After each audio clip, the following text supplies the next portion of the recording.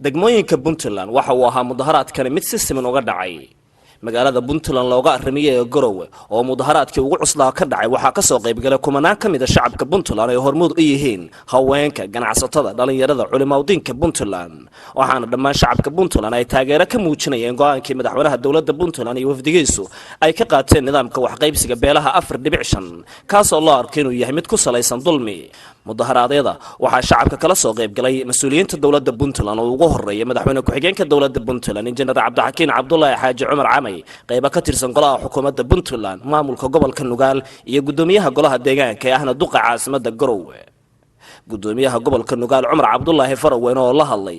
dadka banaanbaxayay waxa uu dhankiisa sheegay in Puntland maanta ay jirto 18 sano aysan suurtagal ahayn inay raali ka noqoto nidaam Soomaaliya u horseedi kara dhibaato iyo burbur baaxad leh oo hor leh waa nidaamka 4.5 muddo hadda laga joogo 5 sano laga joogo baa magaalada Garowe ee caasimadda Puntland waxa lagu xabaalay qabiil iyo 4.5 waxa ka soo baxay mirihii dawlad rasmi ah oo Soomaaliyeed oo ku meel gaarka ka baxay dawladda ku meel gaarka halka looga saaray ku meel gaar ninkaana waa u sheegaynaa halka reer Puntland baa ka saaray iyo madaxdooda shaqada kadib markii in lagu laabto meeshii laga yimi oo la yiraahdo 4.5 baa la qaadanaya dadka reer Puntland arinta ma aqbalayaan dhagoolow magal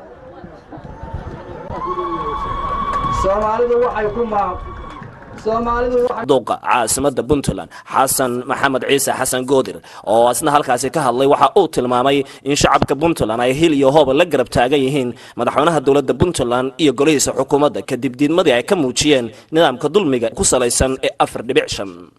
ummadda Soomaaliyeed qarannimadeedu inay burburin inay mid ahaato hadeerna iyadii baan raadinaynaa laakiin wax dulinimo ah ma qaadanayno cidii naga sugaysaana arintaa ha ka sameeyo go'aanka iyaguna waa midka madaxweynaha iyagu uu maaragtay golaha geeyay shirka waratashiga xamar geeyay waana midka uu kaga soo noqday isagaanuna ku adkaysanayna bulshadana sidaas baanu hadda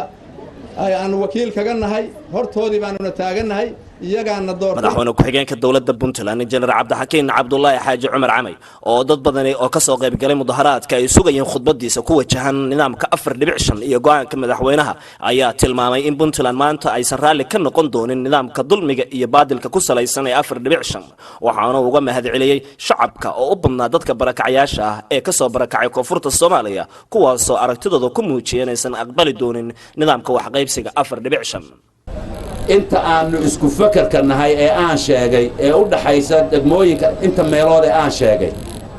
in ay ku adkaystaan fakarkooda in ay ku adkaystaan wixii xaqa in ama la keeno wax hal ummadda Soomaaliyeed oo sidii markii la bilaabayay 4.5 iyadoo aad ogtihiin 4.5 ka in lagu soo afjaray Garowe 1 iyo Garowe 2 iyo Gaalkacyo agreement oo ay ahayd inaan mar dambe wax lagu qaybsan haddana maanta inagu joognaa 2016 in dib laynoogu celiyo waxay la mid tahay inaan dawlad Soomaaliyeed oo xaq la helin bay la mid tahay waxay la tahay tan arke dadku diide waad aragtaan malaayiin qof baa isugu soo baxay maanta waxaan jeclahay inta aan daawanin inay internetada iyo website-yada iyo facebookyada ay ka arki doonaan halqiga isugu soo baxay meesha waa hadleen reer Puntland hadalkoodii dawladooday u dhiibeen dawladuna wixii aanu qabnay waa geysay dibna waa u hadleen waxaanu taageeraynaa go'aanka ay qaadatay dawladda oo ka yimi shacabka reer Puntland aad iyo aad baan idin salaamayaa waa mudaharaadkii ugu weynaa ee ka dhaca Puntland boqolaal kun oo qof oo dadweynaha reer Puntland ayaa ka soo qayb galay mudaharaadkan dadku waxay ku hadaaqayaan inay ka mid yihiin 4.5 dooni mayno waxaana dadku ay ku taageerayaan go'aanka madaxweynaha dawladda Puntland Cabdiweli Maxamed Cali Gaas